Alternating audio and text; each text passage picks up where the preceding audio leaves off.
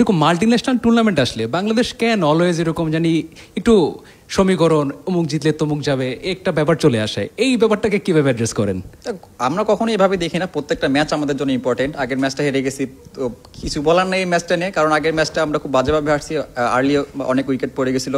যদি আমরা আগের ম্যাচটা আজকের মতো শুরু পাইতাম তাহলে হয়তো বা ভালো কিছু করা সম্ভব ছিল, বাট যেটা পাস্ট হয়ে গেছে ওটা নিয়ে চিন্তা করতে চাই না। আমরা যখনই কোনো ম্যাচে নামি সবাই কিন্তু তার 100% দেওয়ার ট্রাই করি, সবাই ট্রাই করে, আর সবাই নিজের খেলাটা খেলার ট্রাই করে, আর সব থেকে বেশি হচ্ছে মাঠে এনজয় করাটা। তো আজকে যেরকম দেখছেন মাঠে সবাই এনজয় করছে আর কি, সবার ভিতরে এফোর্টটা ছিল যে ভালো কিছু করার, তো সেটা হয়েছে আজকে। দেখেন নাসুম ভাই এর আগেও যখন নেদারল্যান্ড সিরিজ ছিল উনি কিন্তু এশিয়ায় ম্যান অফ দ্য ম্যাচ হয়েছে, তো এটা অনেক একটা দারুণ একটা মানে বুকের ভেতরে তোলপাড়, কাঁপছে মহাদেশ, ট্রফিতেই এশিয়া কাপ দেখবে বাংলাদেশ। পজিটিভ জিনিস বলবো যে উনি যখনই 11-এ আসেন তখনই নিজের বেস্টটা দিয়ে বল করা ট্রাই করে।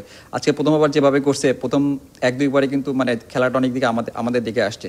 তো আজকে তার স্পেলটার জন্যই আজকে হয়তো বা এরকম ব্যবধান আমরা জিতছি, হয়তো বা আর একটু ভালো ব্যবধানে জিততে পারতাম, শেষে যদি 2-1 বাউন্ডারি না আসতো সেটা আমাদের জন্য অনেক ভালো হইতো। আর আরেকটা কি কোশ্চেন ভাইয়া?